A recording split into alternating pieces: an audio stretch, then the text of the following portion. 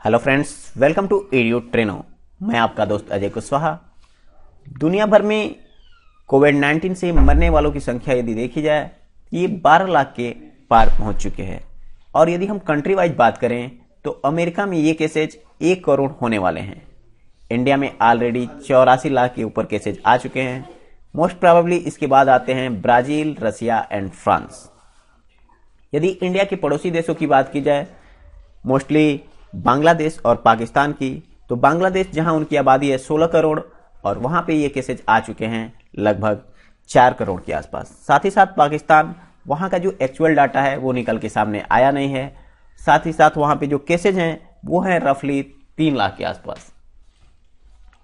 तो चूंकि बांग्लादेश ये बात जानता है कि इन द फ्यूचर उन्हें कोविड-19 से बचने के लिए वैक्सीन चाहिए होगी, क्योंकि वैक्सीन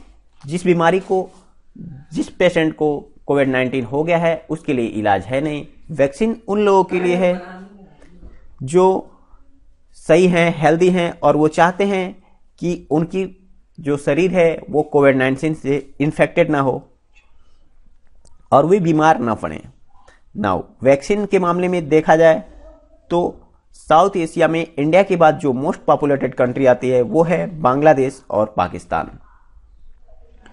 यहां पे पाकिस्तान ने चूज कर लिया है चाइना को कि वे जो भी वैक्सीन लेंगे वे चाइना के साथ लेंगे। बट बांग्लादेश ने अभी रिसेंटली जो उनका करार था चीन के साथ वो तोड़ लिया है और वे अब चीन की वैक्सीन जो साइनोवैक थी उसका इस्तेमाल नहीं करेंगे।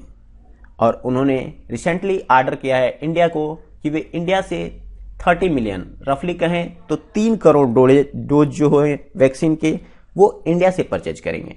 तो डिस्कस करेंगे इस टॉपिक को, बहुत कुछ जानने को मिलेगा आपको। बट बिफोर वी बिगिन, यदि आपने अभी तक एडियो ट्रेनो को सब्सक्राइब नहीं किया है तो इसे सब्सक्राइब कर लें और बेल आइकन को हिट कर दें ताकि आने वाले वीडियोज की नोटिफिकेशन आपको मिलते रहे। अब बांग्लादेश ने अचानक ये अपना इरादा क्यों बदल लिया?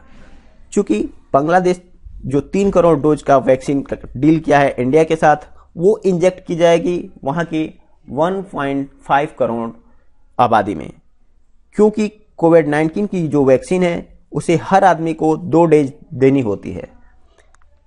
फर्स्ट उनका होता है और सेकंड जो होता है वो 28 दिनों के बाद बूस्टर डोज देनी होती है। वापस आते हैं टॉपिक पे। बांग्लादेश में जो चीनी कंपनी की वैक्सीन का ट्रायल चल रहा था वो काफी दिनों से सक्सेसफुल भी था, तो अचानक बांग्लादेश ने ये डील क्यों तोड़ लिया? देखिए, ऑफिशियल रीजन जो बताए जा रहे हैं वो ये हैं कि शुरुआत में बांग्लादेश की सरकार और चाइनीज गवर्नमेंट के साथ जो डील हुआ था वो ये था कि चाइनीज गवर्नमेंट वहां पे वैक्सीन डेवलप करेगी और जब ये वैक्सीन का ट्रायल समाप्त हो जाएगा तो ये वैक्सीन सेल करेंगे बांग्लादेश को।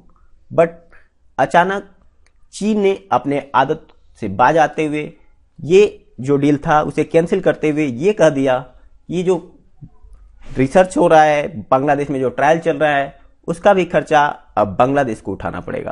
तो ये बात बांग्लादेश से हजम नहीं हुई और उन्होंने ये डील कैंसिल कर ली। अब आपके माइंड में एक सवाल ये आ रहा होगा कि ठीक है, इंडिया की फिर कौन सी कंपनी होगी जो ये वैक्सीन ट्रायल करेगी और ये वैक्सीन देगी बांग्लादेश को? तो सीरम इंस्टीट्यूट ऑफ इंडिया ये वैक्सीन सप्लाई करेगी बांग्लादेश को। ये पूरी तरह से वैक्सीन इंडिया में नहीं बन रहे हैं, इसके साथ बहुत सारी कंट्रीज हैं, but serum institute of India इसका मास लेवल पे प्रोडक्शन करेगी और ये जो वैक्सीन बन रहा है इसका नाम है कोविशील्ड वैक्सीन, जिसे शॉर्ट फॉर्म में कोविशील्ड भी कहते हैं। अब यदि हम बात करें इसकी कॉस्ट की तो इसकी कीमत पर डोज होगी 4 to 5 अमेरिकी डॉलर। रफली यदि ये रुपए में देखा जाए तो बांग्लादेश के हिसाब से उन्हें हर डोज की कीमत देने होगी 350 से 400 रुपए तक। क्योंकि हर पेशेंट को 2 डोज देनी है तो एक डोज की कीमत 350 है और सेकेंड डोज जो उन्हें देना होगा बूस्टर डोज वो होगा सेम इसी रेंज का। तो उम्मीद करते हैं आपको यहाँ पे कुछ नया जानने को मिला होगा। वीडियो को अंत तक देखने के लिए आपका बहुत बहुत धन्यवाद। अपने वैल्यूएबल कमेंट दें और वीडियो को लाइक करें। धन्यवाद।